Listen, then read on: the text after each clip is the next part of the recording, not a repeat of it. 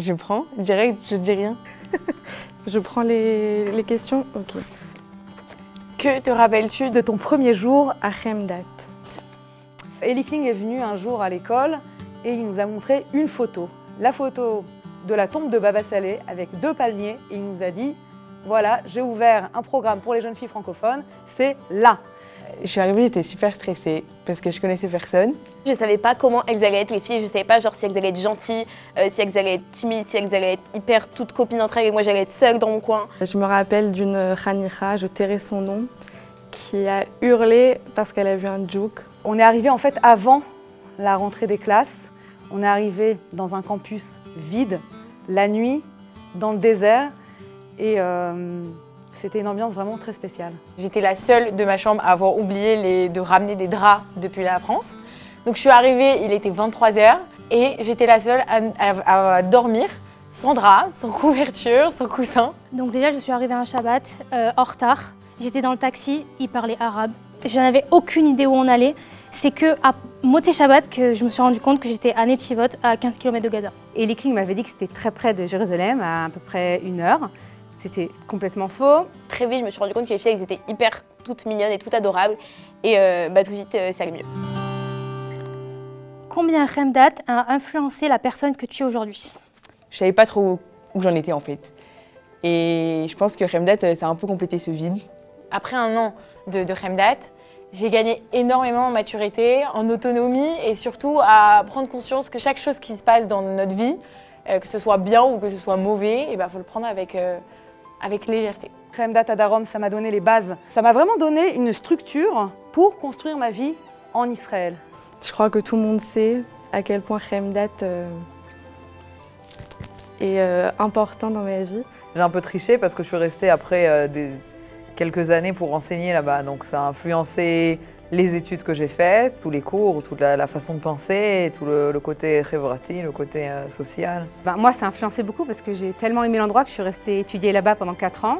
J'ai étudié éducation spécialisée et je travaille toujours dans ce domaine-là. Je suis arrivée en Israël, je ne connaissais personne.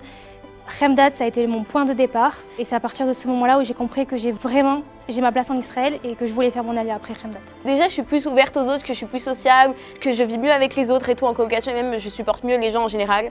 Je suis arrivée comme ça et je suis ressortie une autre personne, quoi.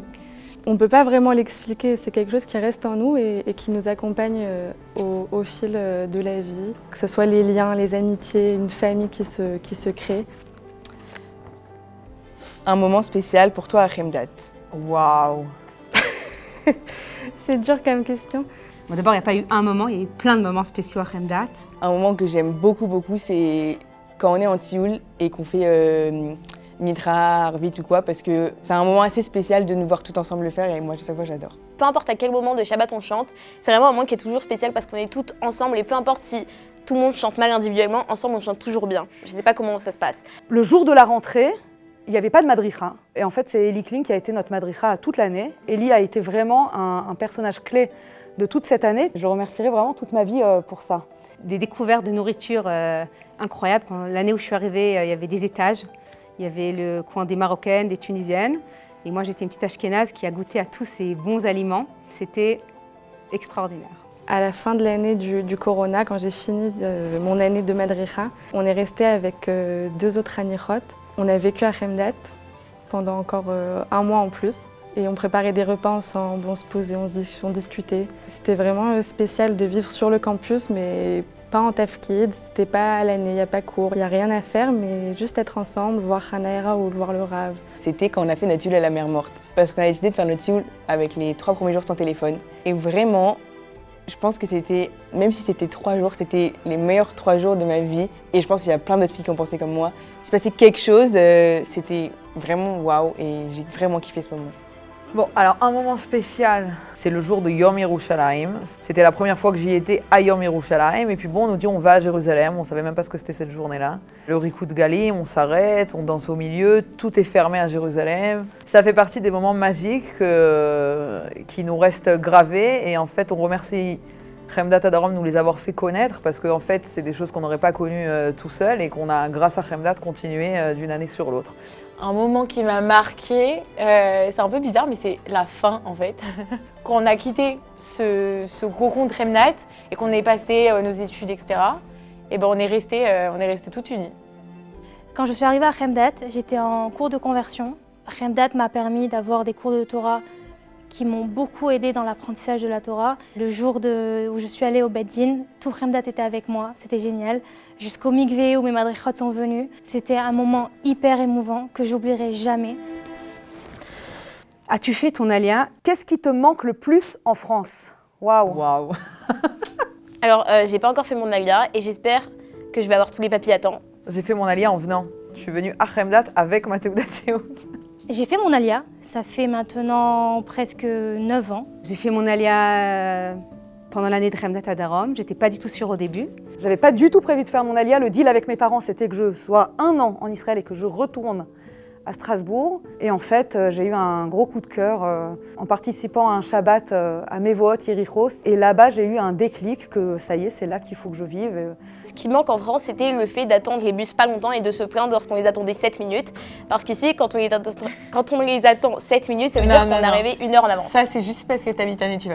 Le plus gros qui me manque, c'est vraiment ma famille au final, mais en Israël, on a tout quoi. La mode, les vêtements, faire du shopping en France parce que ça ressemble pas à la même chose. Et donc du coup pour ça, je fais des études dans la mode. Comme ça, je ramène ce qui me manque en France, je le ramène ici. Plus on vit en Israël, plus on est nostalgique en fait des bonnes habitudes, de la politesse en France, des fromages. Ce qui me manque le plus, moi je viens de Suisse, c'est un peu le calme des montagnes et les petites vaches. Ce qui me manque en France, 2 choses, le froid et les endives. Parce que moi, c'est ça qui me manque, c'est les marrons chauds de la place Kléber à Strasbourg. Qu'est-ce qui me manque le plus en France? Ma famille. À part ça, il n'y a rien qui manque. J'ai tout en Israël. La famille nous manque, mais sauf on a la famille de Chemdat. Je trouve que c'est incroyable de vivre ici en Israël, d'apprendre en Israël et de voir comme c'est joli et comme c'est sympa ici. C'est comme dirait voilà, Eli Kling, c'est en Israël que tu es acteur de ton histoire. Acteur de ton histoire, exactement. Et à la prochaine. Allez. Allez, dernière. Dernière. Que fais-tu aujourd'hui dans ta vie? Qu'attends-tu du futur? Qu'est-ce que je fais aujourd'hui? Je suis prof. J'étais des années prof et madricha de Olim Chadashim. On reste dans l'ambiance, comme on dit. Aujourd'hui dans ma vie, je suis à Chemdat. L'année prochaine, si Dieu veut, je suis censée faire un Shirut Leumi. Après, vivre en Israël, avoir une famille, des enfants. Et voilà. Je suis mariée, je suis maman. Ce que je fais dans ma vie, je suis guide touristique, je suis directrice de crèche et je suis pompier bénévole. Aujourd'hui, je suis maîtresse maternelle et je travaille avec des aveugles et malvoyants.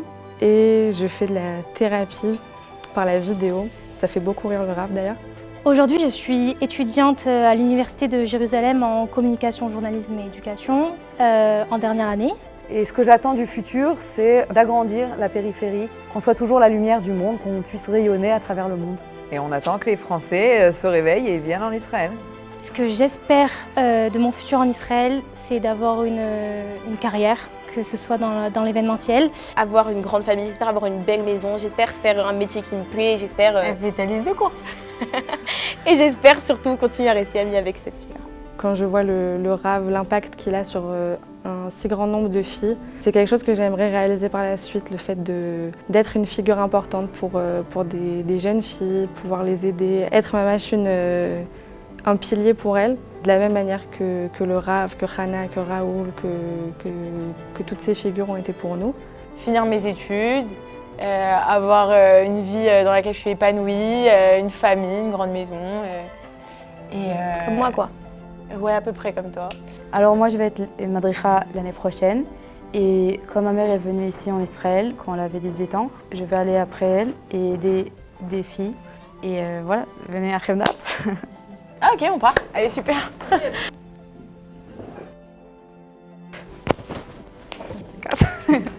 Yalla, bye. Tu vas y arriver. Il coupe, tu t'en fiches, il coupe. Pas grave, tu coupes. Et je me rappelle... Cut. Super, parfait. Allez, one shot.